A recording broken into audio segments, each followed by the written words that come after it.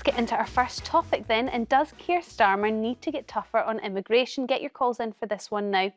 So a group of Labour MPs have formed a pressure group in order to urge the Prime Minister to get tougher on immigration in an attempt to try and sort of fight off the surge of popularity from Reform UK. They want Keir Starmer to shout louder about tackling illegal migration, including policies to process asylum seekers offshore and for the introduction of ID cards too. They also want the Prime Minister to be more vocal about deportation flights. Now, earlier in the week, Reform UK were shown to be ahead of both Labour and Conservatives in a major poll. So would getting tougher on immigration be a good move for Labour and the country? What's your thoughts, Peter? Keir Starmer got elected on a platform of change. It was on all the plinths, all the backgrounds that he spoke in front of. Change, change, change. We're going to do it all differently. With regards to migration, both illegal and legal, I've seen no change whatsoever, other than Rwanda got cancelled. We knew they would do that. Well, that's a change. I said other than that, right? And let me just point out a little stat that I discovered this morning. It's the 5th of February, okay? In the previous 4 days, 246 people have landed in the UK on 5 small boats, and this is February. We're in the grip of winter. So with regards to change from Starmer, not a word of it. They're still flooding in. It's a disgrace. The public are increasingly concerned about it. What do you think, Emily? Well, I'm going to have to disagree with you, Peter. I think, obviously, you've picked already up a change that the Labour government have done. They have already majorly increased the number of people removed from the UK, including foreign criminals. And part of them, they cancelled the Rwanda deterrent scheme. It was pretty clear that by anyone's standard was a complete failure. It cost us, the British taxpayer, £700 million, and only 4 people were removed during that time. Now, my math isn't the best, but I think that's probably over almost £150,000 per person who was deported back to Rwanda. That's been cancelled. Labour also have invested a lot of money in countries like Tunisia to stop people reaching or to try and tackle. Peter's right, it is, a problem, and it's a problem that a lot of people are concerned about with the number of illegal migrants who are using small boats to cross the Channel and to come to the UK. The Labour government are talking to a lot of our North African neighbours to try and invest money there, for instance, in Tunisia, to stop and try and stop people leaving those countries even before they get to the UK. But the other thing I would say is that we have to make a very important distinction between illegal migration and also about how do you balance the need for migration and people coming into this country to do a lot of those low-paid jobs that British people don't want to do. Well, it is a very good point when you look at the numbers. A lot of the focus and a lot of the media attention tends to go into the small boats and the illegal migration that we have in this country. It makes up something like 2 to 4% of the total migration. Could we really be focusing on the wrong thing when we're focusing on what is he doing about small boats? Why is he cancelling Rwanda? And all of these sorts of things. Maybe we need to be focusing more on student visas and work visas and, taxing companies more if they're employing foreign workers. Yes, indeed. And the amount of people that come here pseudo-legally and bring countless dependents with them all. The landscape, the demographic of the UK is changing. In our inner cities, it's already changed beyond recognition from how this country was when I was growing up. Some migration, of course, is good when migration leads to integration. But we don't have integration in this country like we should have. We have masses of cultures. We've got as many cultures as you can shake a stick at.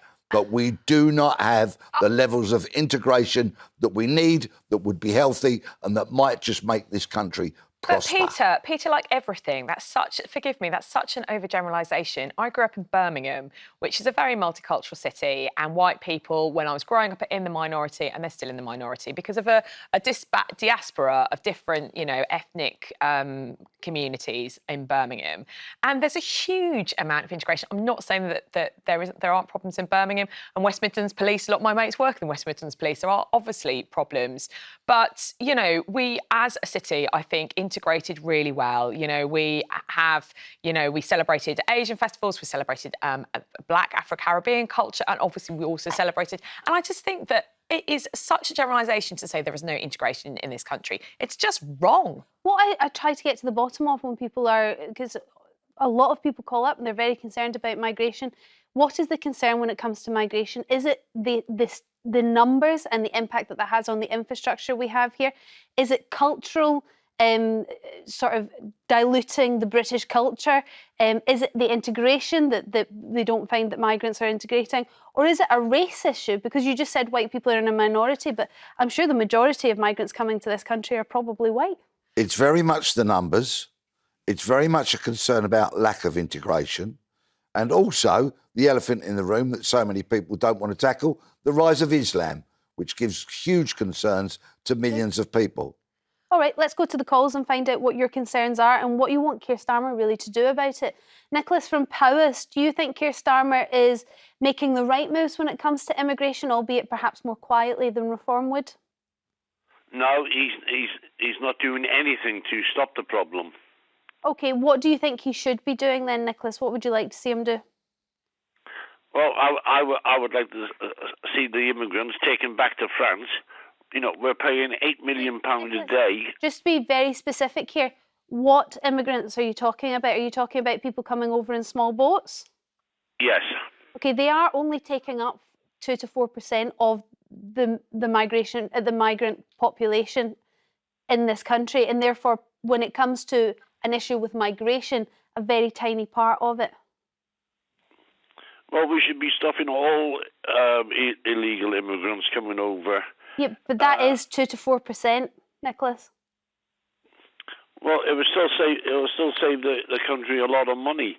Okay. I mean, the money could be spent on other things.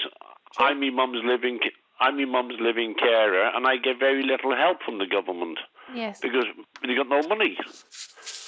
So your problem is you see the government as helping people that are coming in here illegally far more than people that are already struggling. We hear all the time that illegal migrants are housed in hotels, and we have homeless people on the streets, ex-servicemen homeless on the streets. Exactly. Okay. Exactly. Nicholas, thank you very much for your call. Nigel from Shropshire, what's your view on this? Well, I agree with Peter, really, to be honest. The trouble is we've got a Prime Minister, really, that wants us to be back tied to the EU. And one of the specifics that the EU will ask for is for open borders. So this thing is not going to go away, is it? I think we definitely need to stop them at the moment. Go through all the people we've got at the present time, get all that sorted, and then perhaps open the borders up again. But if they keep coming in and keep coming in, we're not going to cope, are we? So, Nigel, just to be very clear again, what we're talking about here, you want to stop all migration. So this is people coming over from Australia, people coming from America, Italy, France. You want to stop anyone being able to move into this country until we've sat down and really had a think about who we need in this country, how many people are in this country, and what our infrastructure can sustain. Yeah, I think you're spot on there. So legal or illegal? Well, I'm just trying to reiterate what you're saying, so I understand. Nigel, sorry, Emily wanted to come in. Well, Nigel, I just wanted to pick up on your point. I hear you want everything, borders to be stopped, nothing, no one to come in. But who do you think serves you your coffee in a coffee shop if you go to one? Who do you think helps clean the hospital when you go to hospital? Who do you think helps, or even as a nurse, if you go to hospital, GP surgery, helps you with nursing care? We are seeing an absolute outflux of people leaving the NHS for a variety of reasons that we discussed on Storm and Jeremy's show. And often the people who are providing that, often low-paid labour, are migrants who have come from, in the restaurant industry, France, Italy, Spain, in the care industry, from South Africa, from African countries, in the NHS, from India or Asian countries. And those people are providing us vital services that British people are not prepared to do, or don't want to do, or want to go and do it in Australia instead.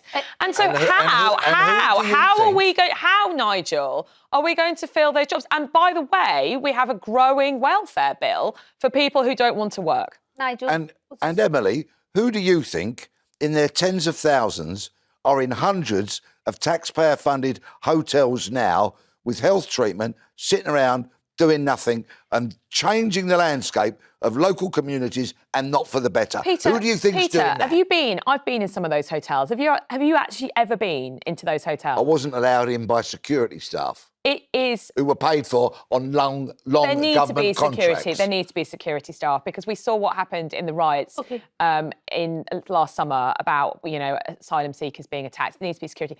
It is not a fun place to be in those hotels. Sorry, Nigel. No, I just want Nigel to go back to we're talking about legal migration when we're talking about people working in the NHS and in coffee shops and that sort of thing. But we do have a huge amount of vacancies currently in the NHS. Is that not a problem if we halt anyone coming into this country in its entirety? But she just answered her own question there. There's hotels full of these people.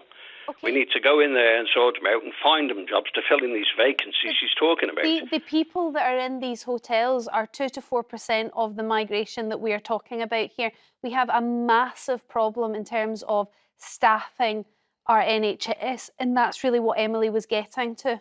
And the people in the hotels, by all intents and purposes, may want to work. We don't allow them to work until they're processed, and that processing is slow. So maybe there's somewhere else where Keir Starmer could be shouting a little louder. That's quite right. Keir Starmer needs to get the processing far better than what it is, but he just doesn't seem to be doing anything at the moment, and I think the British people are fed up of walking past these hotels with all these people just lounging about. Okay. Oh my goodness, they are not lounging about. They are not lounging about. And Nigel, I just have to say that these people are often are applying for asylum. Yes, we need to tackle the asylum backlog. I don't think any of us would say that needs to be done faster. We need to do that. But these hotels, they become such a kind of a red light focus for people. There aren't that many. It's often women. It's mainly women and children in there. Can I just say that? Nigel, thank you for your call. Luke from London, what's your view when it comes to immigration and whether Labour is doing enough? I think that immigration, why does everyone keep on targeting the small minority of so-called brown or coloured people as the problem is migration? When the majority of people that migrate here are white, and the man on your panel, does he have a problem with Ukrainians coming to this country and migrating to this country? And plus, I'm also black, Muslim, born here, British. Do you mean that I don't integrate here? Is that what you're trying to say when you say that, the rise of Islam? Peter? Yeah, I'll answer that question directly. Many people are not integrated, and I could go just 2 or 3 tube stops away from this studio in London to areas where there is a huge lack of integration, where people who have been here for a long time do not speak a word of English, where they do not mix with people from other creeds, colours and cultures. I can show you many of those examples throughout the breadth of the land. And I can go all the way up north. I'm British, born and bred here. So was my parents. I'm Muslim, I'm back. I can go all the way up north and no one don't want to integrate with me. So what you got to say to that? If you go up north then, try talking to people and make some friends. Generally speaking, I have a wonderful time wherever I travel in the UK. But that does not take away from the fact that there is a staggering lack of integration by certain immigrant communities in the UK. I've got friends from every race, colour and creed who have come to this country, worked hard, raised great families, contributed and become lifelong... Excuse me, I hadn't finished. So why didn't you say that at the beginning? Why did you imply that people come to this country? Because you just said that now, which if you had started with that, I wouldn't have felt offended. Because I feel slightly offended, because how do you know that I'm not a migrant? I'm born here, I'm black, I'm Muslim. You don't know that. You could just look at me and think I'm an immigrant. You being offended is really not my problem. If you don't like what I say, then there's always a red button and you can turn your TV off. That's the problem. That is the problem. Yeah, and the people that you are actually offending are vulnerable people. But hold on, look, I think... They're vulnerable people that you're trying to target. They're the smallest part of the migration in this country that you're trying to target. Look, they're illegal. From one perspective, not all of them. Look, sorry, look... On the boats, on the small boats. I think there is a difference in sort of wording here. Peter, you're concerned with culture and integration. And look, you think that this is actually a racial thing. So this is based on physicality alone. What culture is he worried about? What culture are you talking about? Because Islam. I'm British, and I want to know. He's mentioned one already. I'm British and I'm Muslim. Does that mean I'm not British culture? I'm Muslim. Because you said the rise of Islam in this country. Does that mean I'm not part of the British culture? But I'm born here, bred here. Yeah, what I actually said, to be crystal clear here, so there's no chance of any confusion, I said, is that many people who live within the UK are concerned about the rise of Islam. And that You actually is a said the fact. elephant in the room. You said the elephant in the room that no one want to talk about the rise of Islam. So you imply like there's Well, something going on I think it's here. Islamists. I think it's Islamist terrorists that there is concern about. So it's language actually in words that we're using now. But I don't want anyone to be too offended here. I think you're both trying to say things and it's not connecting, which is maybe part of the main problem when it comes to immigration and people's concerns, perhaps, because you're right. Look, anytime people call up and they've got concerns about immigration, they do end up speaking about the small boats. Thank you very much for your call. Thank you for all your calls on this. We are going to have to move on now.